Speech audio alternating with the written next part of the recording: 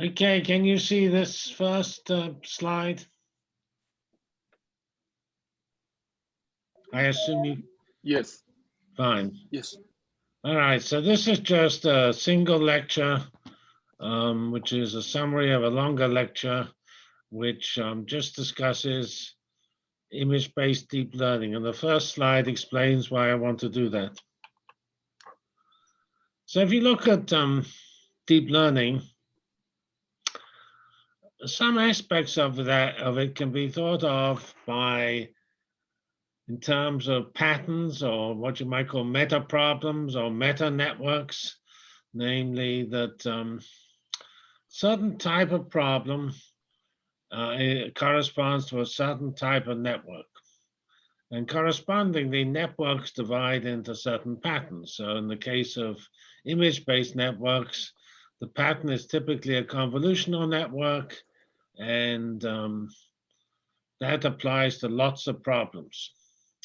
And within the convolutional network, there are lots of choices, but there's still a very important pattern which has certain characteristic features. I gave an earlier talk about time series with both sequence to sequence, but I mainly focused on sequence to prediction or future or forecast. And those are addressed by two types of networks, either attention-based networks or recurrent networks. So those are two patterns. There is an even simpler pattern, which is the fully connected pattern, which is seen in quite a lot of classification problems. So I think to try to sort of focus on particular patterns and learn how to use those patterns and how to build a network is a pretty useful thing to do. And so having done something about time series in this lecture, I want to do the same thing for images. And the world is full of images. And that's both the commercial world and also the science world. Most scientific instruments, as we'll see later, actually take data in the form of images. If you look at, currently most images are two-dimensional, but not surprisingly, three-dimensional images are important because the world is three-dimensional. And things like MRI images in medicine are three-dimensional and very large in size. So the most important network for these types of networks are convolutional networks using so-called convolutional filters. Also, another important class of approach is called an encoder-decoder approach. And you build networks containing multiple layers, and that's actually that structure, which is, again, if you like, a pattern, is clearly supported in PyTorch and TensorFlow. All right, so that's the motivation for trying to, why we think about discussing this pattern problem. And we first have some small remarks about convolutional neural nets.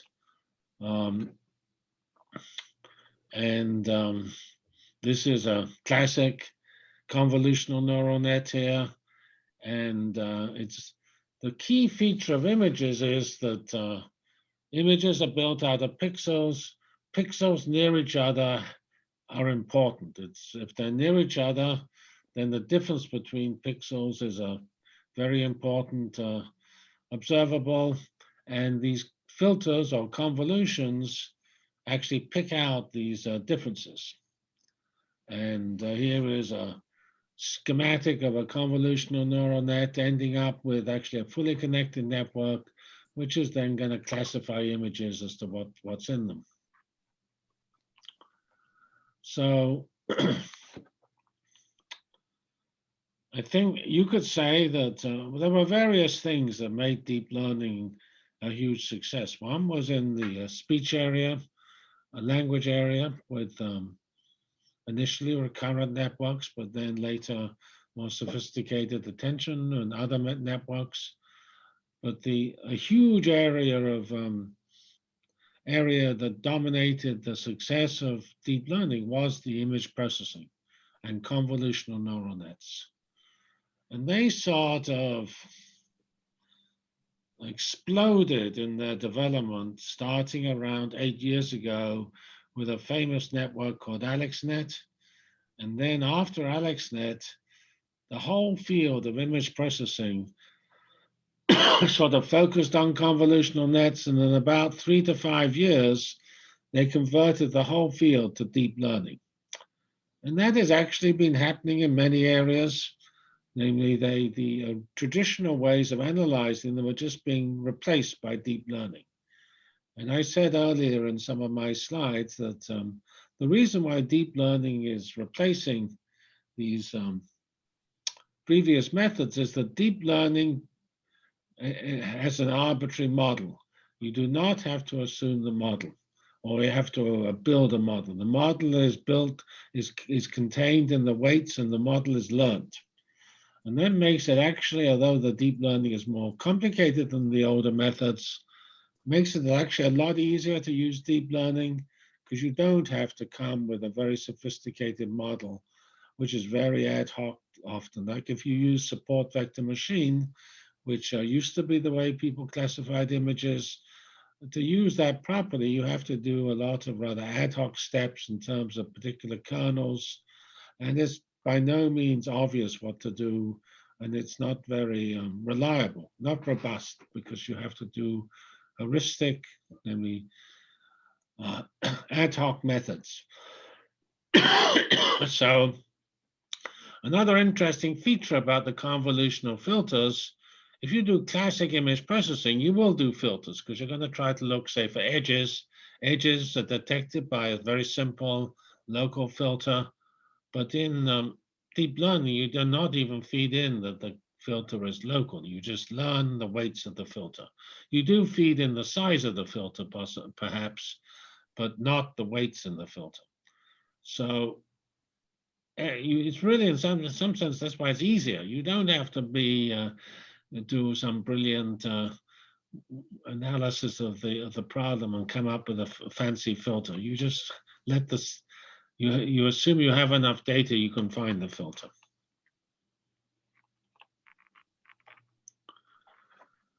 So typically you have images. The images have parameters. They have a width and a height and a depth. And you, because of this actually leads to many more parameters than in the previous types of neural net we were looking at. When I was doing time series, we might have had, I don't know, 30 parameters. But with an image, which is, let's say, 256 by 256 by 3, that's a huge number of parameters. So you're going to have to have some specialized approach, and that's where the convolution comes in. And this was probably almost certainly convolutions were introduced because people knew how images were processed, because they were always processed in the past by looking at local structure and by using filters, Huff transforms and things like that. And here is a picture of an image, a very small image, 4 pixels by 4 pixels and 3 color channels. And more generally, that's just a block on a larger image. And here is an illustration of a little small 3 by 3 filter running across the thing in green and yellow is the original image.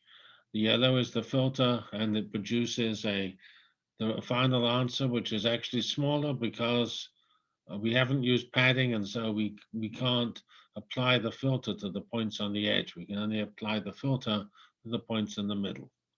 And typically, some strategy is used to solve that problem, either by actually reducing the size or putting padding around the image to allow you to have an answer which is similar and the same size as the input. And that's what it is here, padding. And there are various forms of padding, and your favorite program like TensorFlow or PyTorch will allow you to choose the padding. This is the final slide on convolutional networks. This is a very trivial discussion.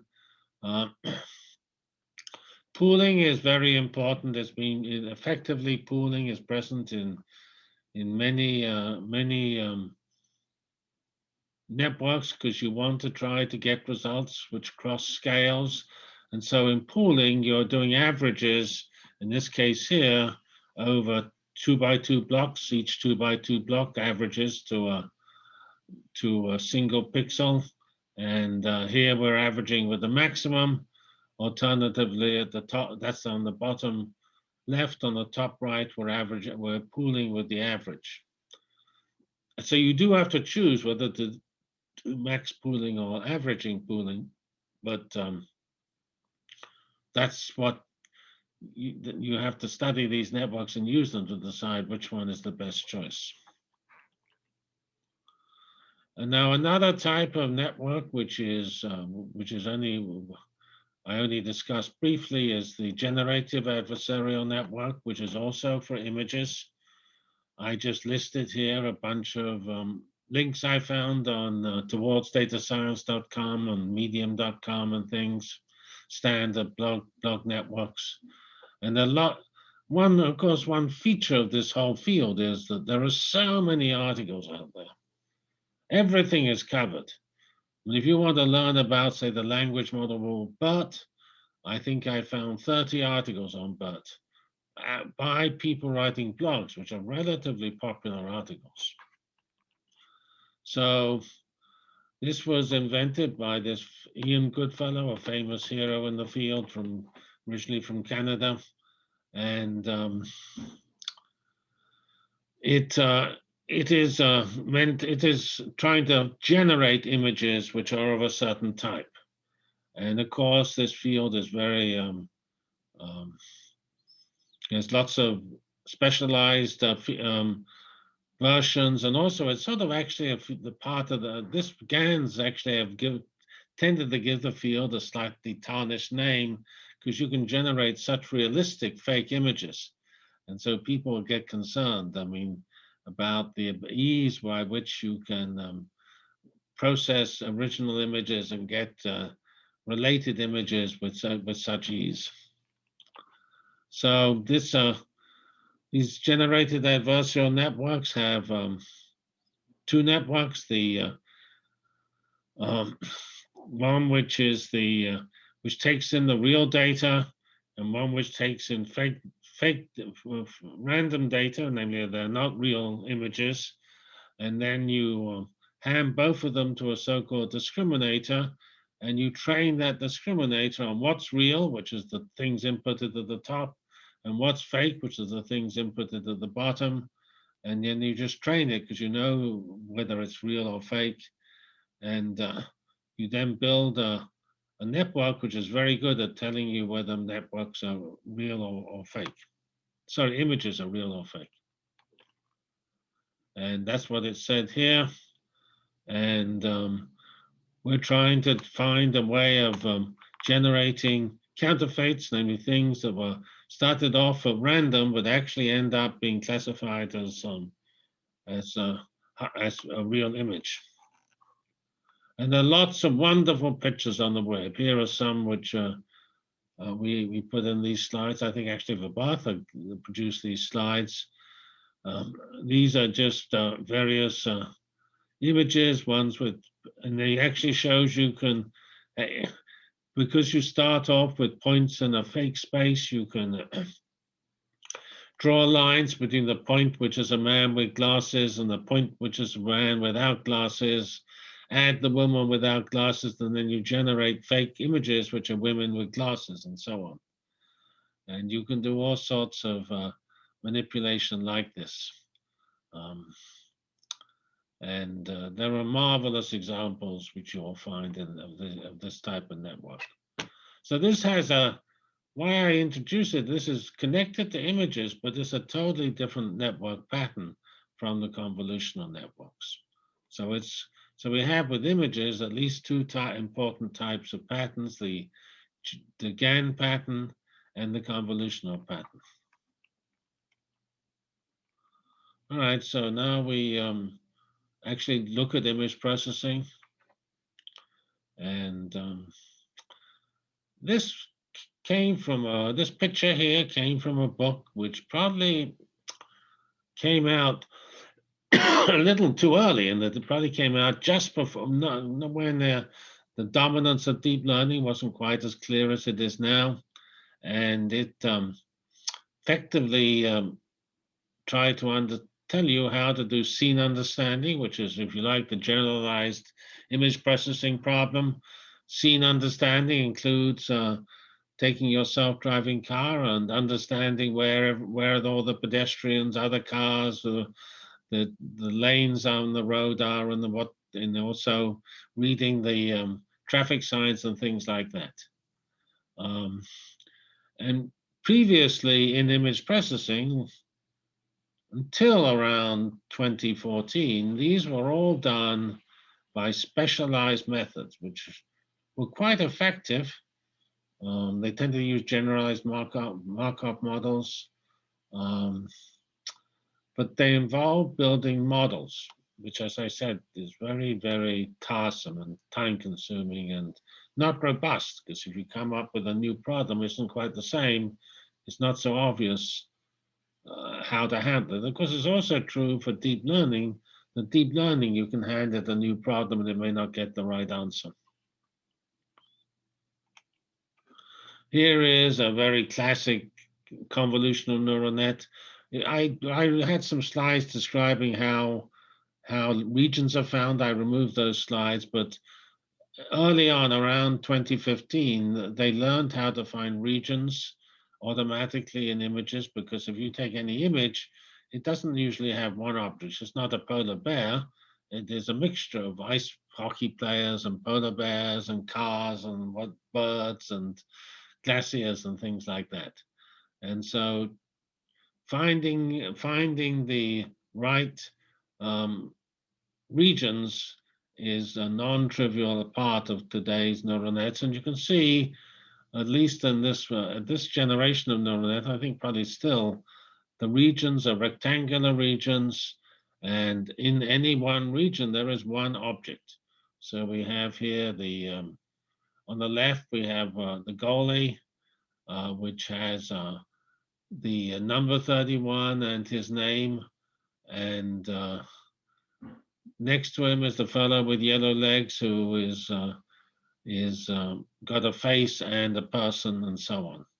So you just divide problems into you divide images into regions, and now that is done very effectively by neural nets. And here is this is really classic image processing. This slide here probably was written before deep learning was so dominant, and it just lists some of the steps that you have to go through. But as I say, I think this is probably not really superseded by these region convolutional neural nets. As it mentioned here, there's a competition, ILSRVC, and it is trying to do the best you can on Imagenet, and very early on, the support vector machines were the winning methods. But soon, starting with Alexnet, deep learning always won, and nobody else competed. And then starting in 2016, the best solutions were actually the neural nets did better than humans. But you can see Alexnet was a huge improvement. This is the error rate, which used to be 25% in 2012, and it just dropped at the end of 2012 when the competition was held to 16%. And these are just the classic image processing problems, all of which are now done by deep learning. And we don't do the structured model fitting anymore.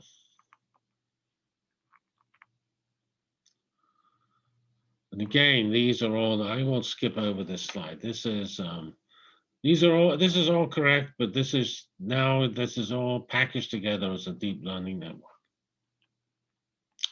And as I mentioned, there are these region-based convolutional networks, which is very important because images are a collection of objects. And here I've listed a tutorial from a standard blog and a paper with lots of citations and things.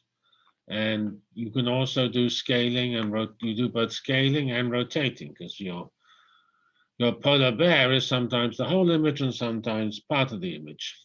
And you need to be able to chop the image up, find the part that's the polar bear, and label it properly as a polar bear. Here is a simple example of a road with a bunch of objects on it, which it gives you the top classification, which is, with the exception of the larger one, which is a bus. I think they're effectively all cars. And they have a probability which varies in size, but is pretty high for most of the cars. And you see again, these are all they can be actually overlapping regions, but they're all rectangular regions, which we've subsetted from the full image. I must admit, I remember the start of image, this work, in fact, of Alexnet. I don't think we realized it was going to be this powerful and would be able to really do the whole image processing problem. Originally, Alexnet was just to classify images, single images. Here are a few remarks on this competition.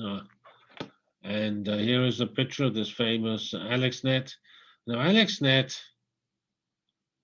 possibly its main achievement was it actually believed in the method, believed in the ideas, which I think this fellow Alex was worked for Geoffrey Hinton, who was a hero in the field. And I think Hinton didn't expect it to work, but Alex just implemented a large convolutional neural net, and maybe not to his surprise, but to Hinton's surprise, it worked very well.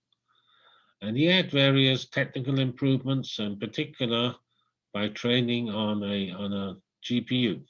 Nowadays, everybody knows GPUs are the thing to use for deep learning, but in those days, it wasn't so obvious. Certainly at Indiana, we did not have GPUs at that time to use for this type of research. The first GPUs was purchased in my lab. I think we had the first in the university.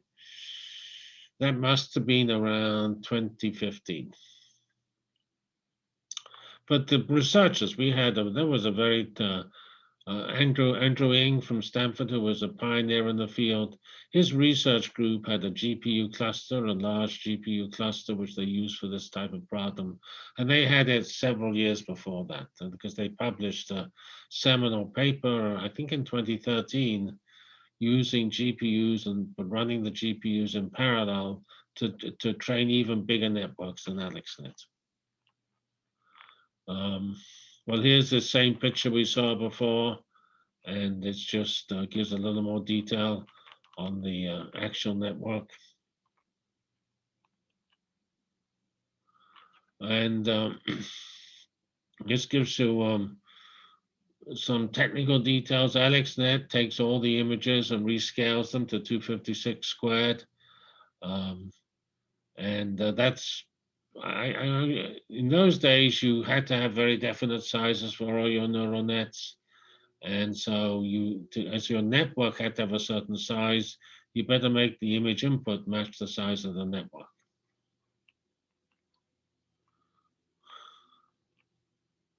And here was some answers from AlexNet. And they're not all perfect, namely, well, this car here, the car is either a grill or a convertible. Now, the human classification is meant to be grill, but I would say most people would consider classifying this as a convertible or as a grill is a valid answer to that question. Both are reasonable interpretations of those pictures. This picture of a dog and a cherry, it can either be a dog or a cherry. Actually, the neural net made a mistake. It's a dog, a Dalmatian, or a grape. Well, it's certainly not a grape. Those are not grapes, they're cherries. And so remember, Alexnet was only had an error rate of 16% in the top 5. That's for here is the top 5. So Alexnet actually got the right answer here for the grill and the mushroom because they appeared in the top 5 categories.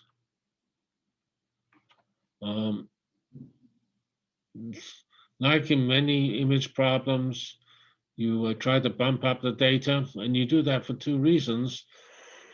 Well, we live in the big data world, so sorry, to get better answers, we certainly want to have as much data as we can, and some data is easy to get. Here we show a mirror image. That's a pretty safe thing to do because every cat can be sort of mirror image without compromising the catness. There's also random crops to be able to take a cat and look at part of the cat picture. That's a pretty reasonable thing to do.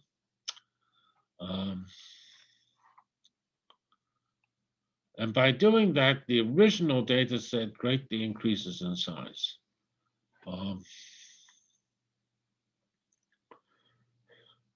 So another thing that he did was to change the intensities and the color channels, and that leaves the object unchanged, but just changes the color of the object.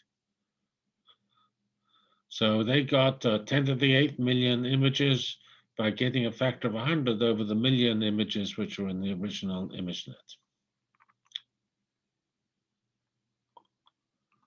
And they fitted 60 million parameters. Actually, sort of interesting, this is again aside, when I started doing optimization well before this, with not using deep networks. Deep networks didn't exist in 1970. But the methods that did exist in those days, which were perfectly effective in optimizing the types of problems I was looking at, which is analyzing physics data,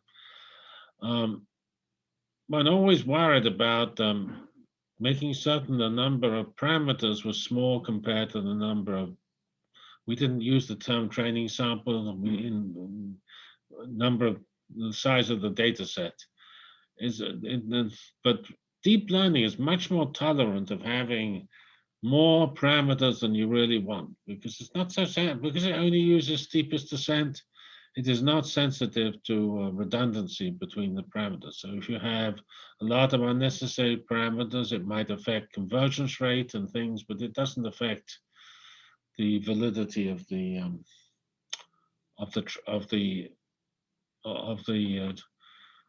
training. The training will still probably train a perfectly good network. Anyway, we had here 60 million parameters for AlexNet and 10 to the 8th images, because the images each have lots of pixels. Here is just some, in 2013, a variant of AlexNet, one with a tiny increase in the top 5 error rate by 0.5%. That's hardly interesting. And it just did something which, again, is pretty, unfortunately, quite important technically, which is to improve your hyperparameters, the sizes of the various networks and things like that. And that was ZFnet, 2013. GoogleNet within GoogleNet or the Inception network for the following year really drastically improved the performance by introducing some new techniques, which are, if you like, part of your repertoire, TensorFlow and PyTorch, and batch normalization, RMS prop, and image distortion. And they are part of your bag of tricks if you do image processing. And it's a reasonably complex network, and it's shown here is here is the input on the right, and it runs through a whole bunch of networks, and which end up in different places by according to decisions made throughout the network. Resnet introduced the residuals, and it was another improvement over GoogleNet, and it had the so-called skip connection, which is these networks are now getting pretty big, and the back propagation runs into trouble in time to propagate information over such a large network. That's where batch normalization helps there, but also skip connections where you just produce a special connection which just skips over some intermediate layers. And it then jumped down. Remember, Alexnet was over about 16%. We're now down at 3.5%, which is better than human. And this whole competition was so successful, it stopped in 2017 and moved to Kaggle and stopped being a actively community competition because the results were just too good. And there were too many large companies like, in particular, Google and Microsoft and people who were just not possible for other people to compete with. And notice the top one, and you didn't get the right answer, is not as small an error as the top 5.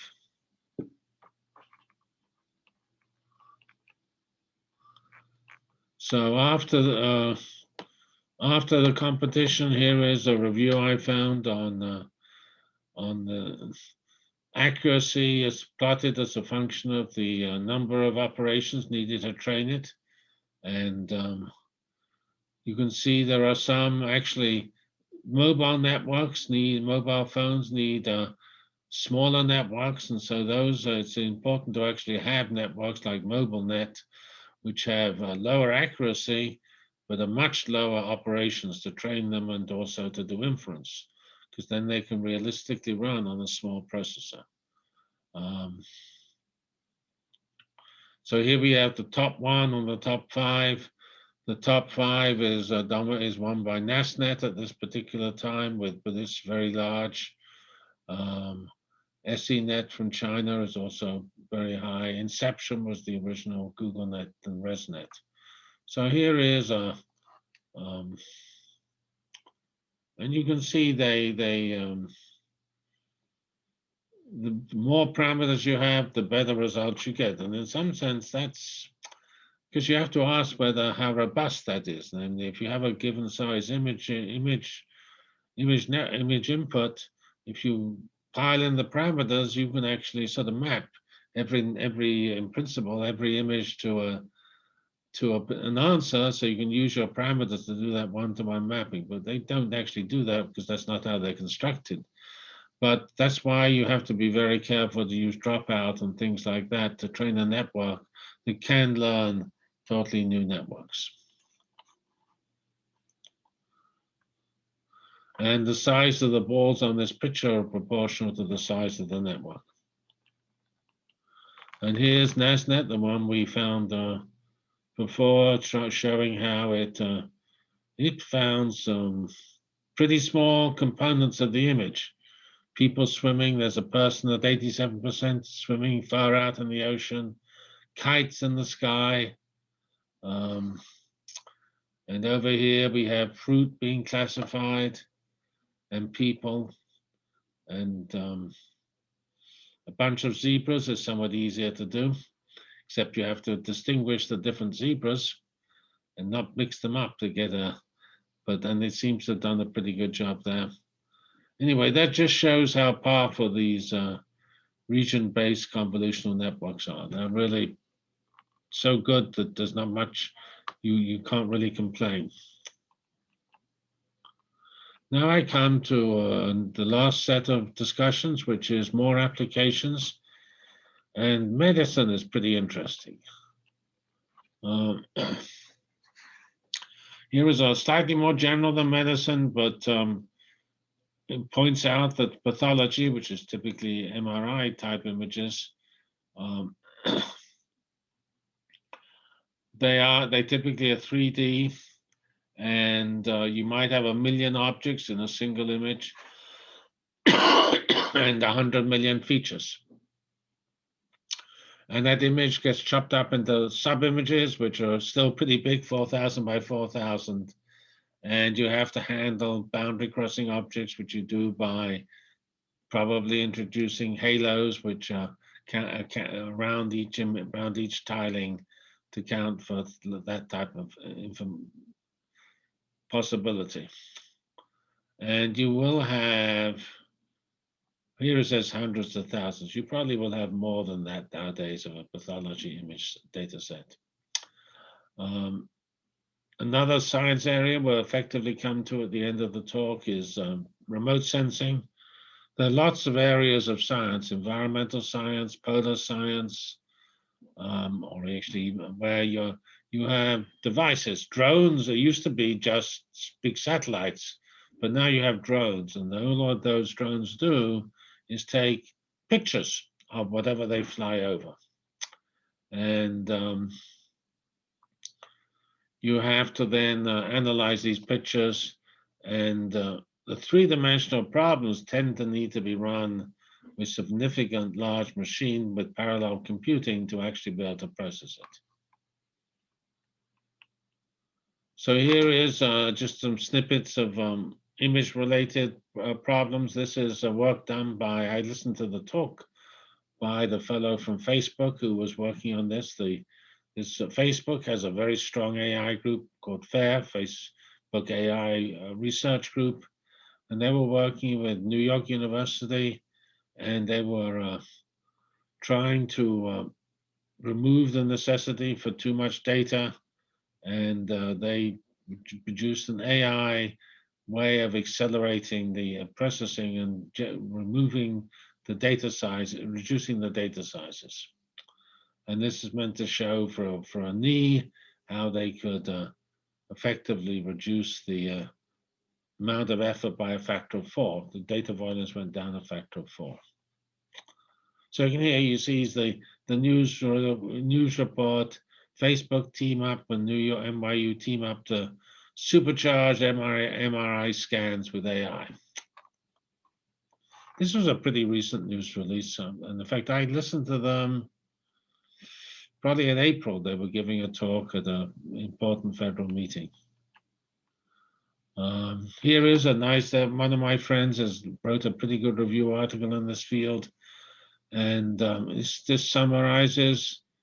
But if you actually ask about, say, AI in medicine, the areas of medicine which are dominated by images have made the most progress for obvious reasons. It's because convolutional networks are the most sophisticated neural nets, and they're more sophisticated than the other types of things you need, like automatically classifying health records and lab tests to decide what illness you have, or to even genomics. Genomics has made less progress with AI than images. The other area, actually, Li Jiang works on speech. The other area where there's quite a lot of progress with AI is speech processing, because doctors don't like, and we know doctors can't write. Nobody can read anything a doctor writes. And so they have some pretty sophisticated bureaucracy reducing products which basically automate the doctor voiced readable text issue. Anyway, here we have 6 different sources of medical images, looking at how big the image is, the cost of producing this image, and the storage. And here you have microscopy, using a microscope to look in detail at some sort of biopsy to classify a medical sample, and that can be up to 1 terabyte per image. And you can see they cost a lot of money to produce those images. The MRIs are somewhat cheaper, of course, but they claim here to be up to tens of gigabytes. And here is that same article has pictures of the different types of images, echocardiograms. Here is sliced MRIs, and so on. And this just is meant to daunt you. You obviously can't understand this picture. It is just an illustration of the progress. The first paper is 1995. Everything else is 2015 and above and later. And this is what is sort of remarkable about all of deep learning. There's been so much progress, not just in the last 5 years, just in the last 3 years. An explosion of progress in that time period.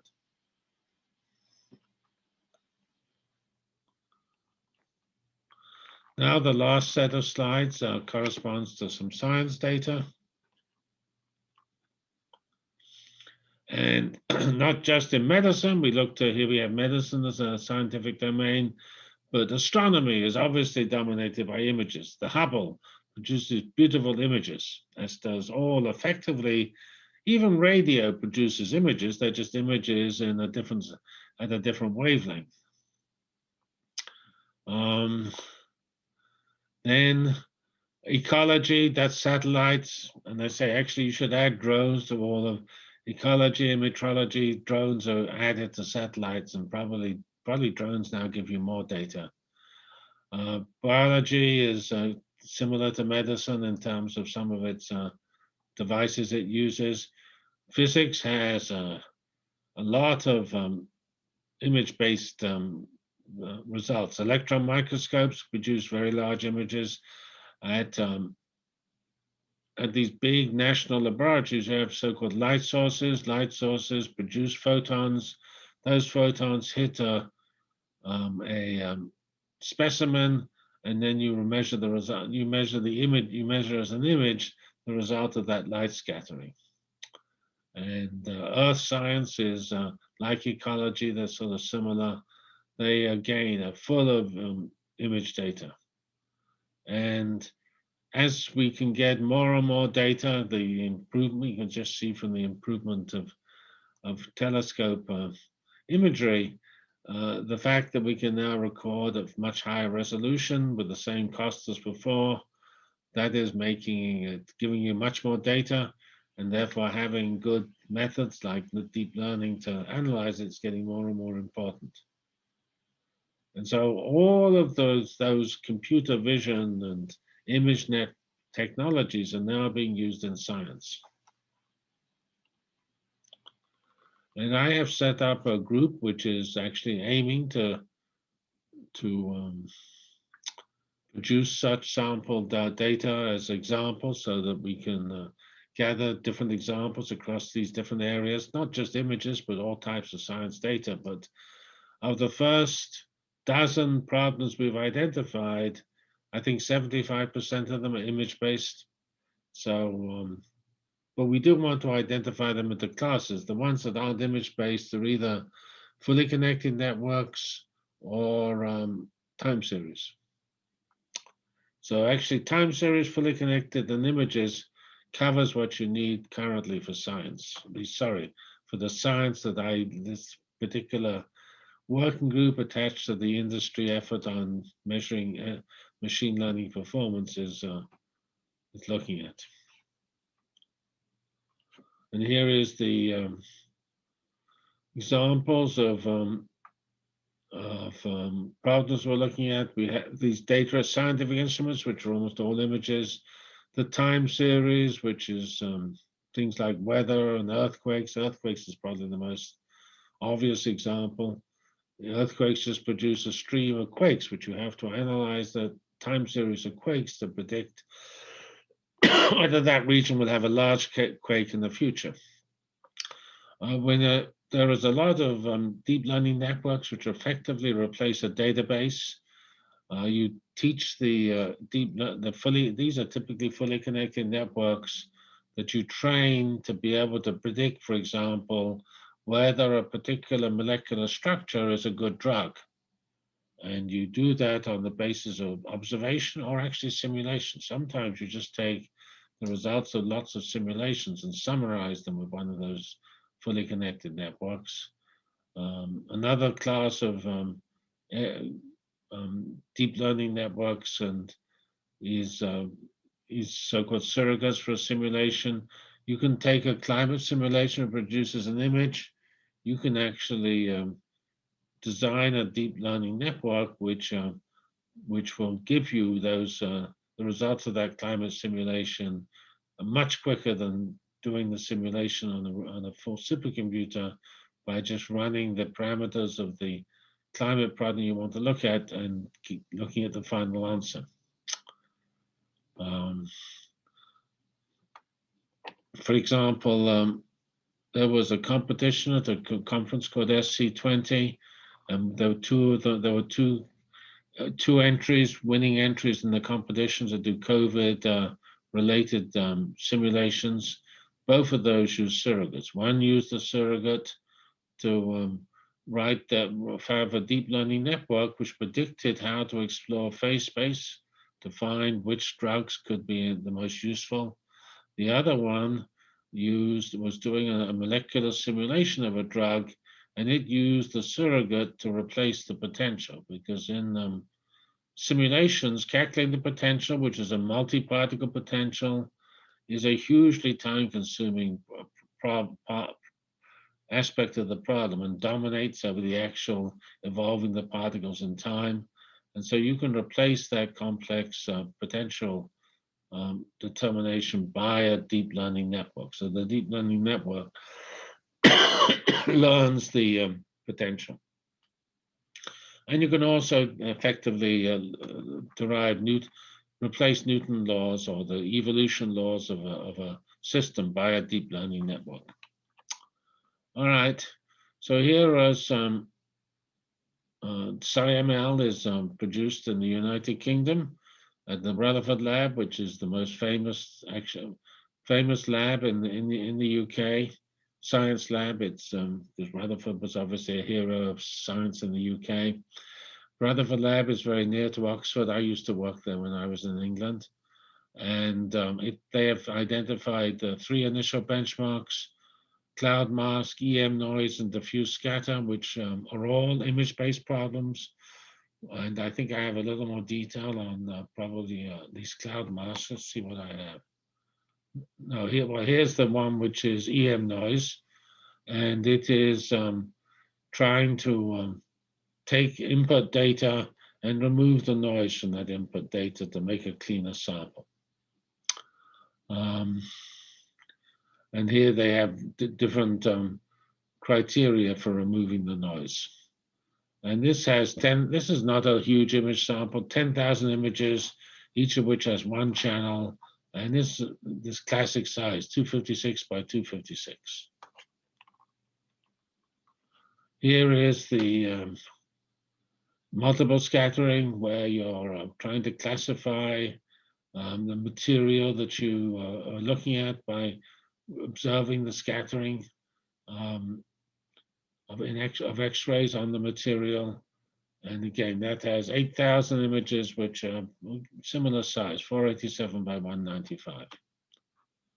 But notice they're all images. The results of these instruments, it's almost always likely to be an image, because you're looking at an object which is three-dimensional.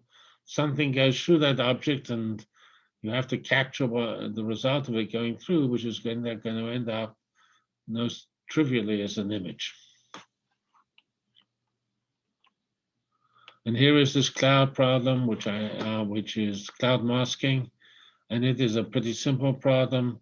You need to take satellite images and decide which of the features on those images are clouds, and which are polar bears, and which are icebergs and stuff like that.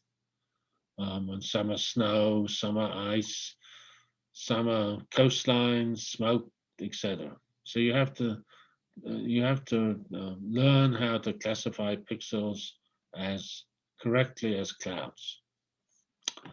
And these are somewhat larger data set, they're bigger images.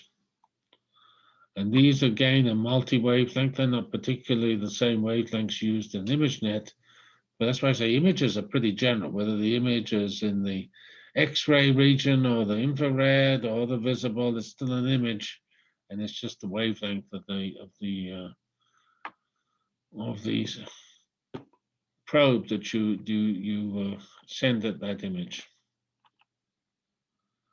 And here's more about cloud masking with more pictures. Here's an interesting example from Argonne National Lab. They're looking at one of these neutrino detectors, which are underneath typically mountains or some place shielded from local background, and they're trying to look for neutrinos. They want to try to understand properties of neutrinos, and you have to remove the cosmic rays, which also produce tracks. And here is an example of a original image, and now we've identified the neutrino by the pattern of a neutrino gives in the final answer, which is this L-shaped pattern, and we've removed all these straight lines, which are cosmic rays just roaring through the detector. Okay, so we have this is actually a three-dimensional problem, but you do multiple two-dimensional projections. This is, and I said it's called cosmic tagger. And here is, so I notice an interesting feature, which is generally true. Resnet or UNet is used here which is a classic image processing network. So each of those commercially produced image networks is actually living on in science. Not each of them, but a lot of them are, because some of the criteria that they use to produce them make them suitable to use for use in science. Notice this has an an encoder decoder structure going down to some features in the middle and then coming up to produce the final image again.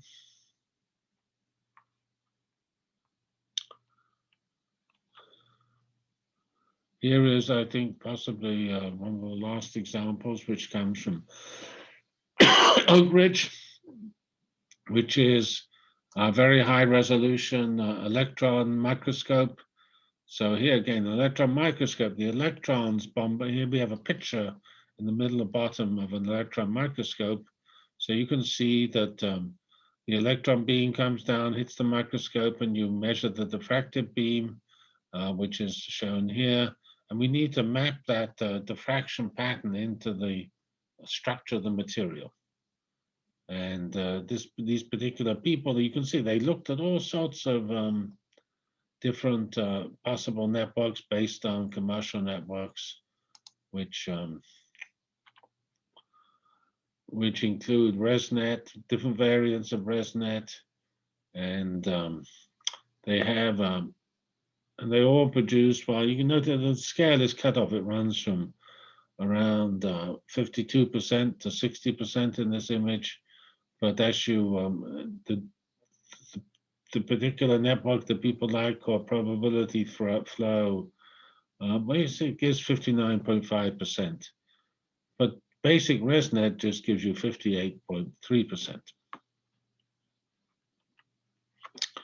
Here is another picture with the same neural net, and that is not just predicting the crystal. You have these two things to predict: the crystal structure and the electron density.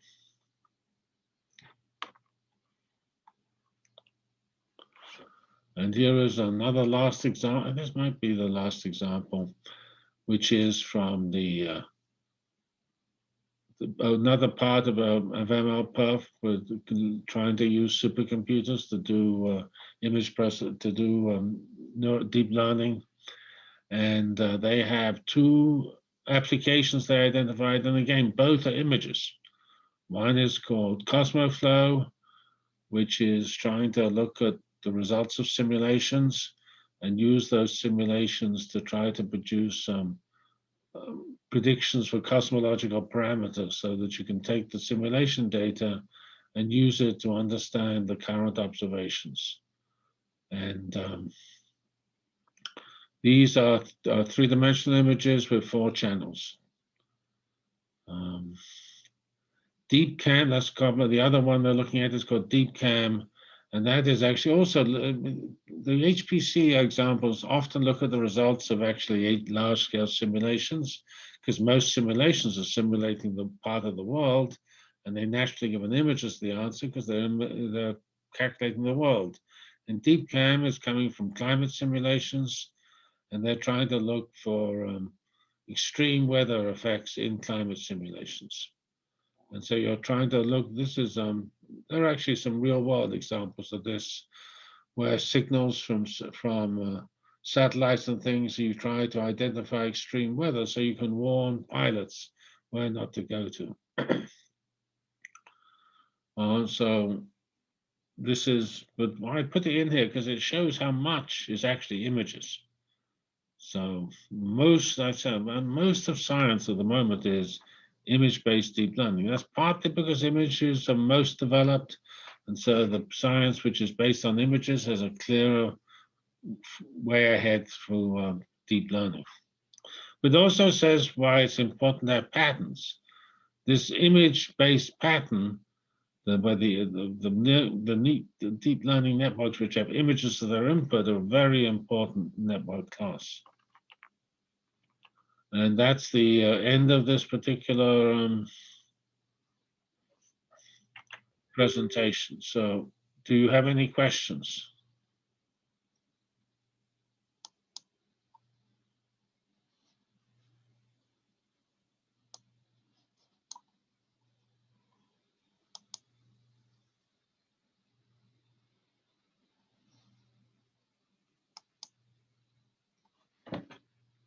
Well, we have 5 chat messages.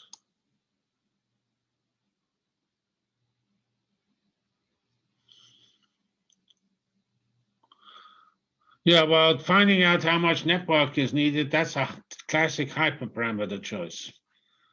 And actually, I've often sometimes remarked the biggest difference between deep learning in universities and deep learning in industry is that industry has much more computer time, and they use that to do much better hyperparameter searches. And whereas in universities, we just don't have as much. We can't run hundreds of examples of a particular network with just changed parameters.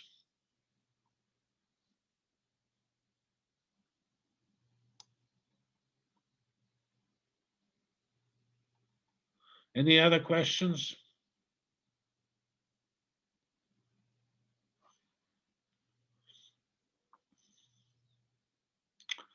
All right, let's call this lecture finished, and thank you for attending this class and bravely attending the last lecture. And we will try to reward you with some grades over the weekend. Any last comments?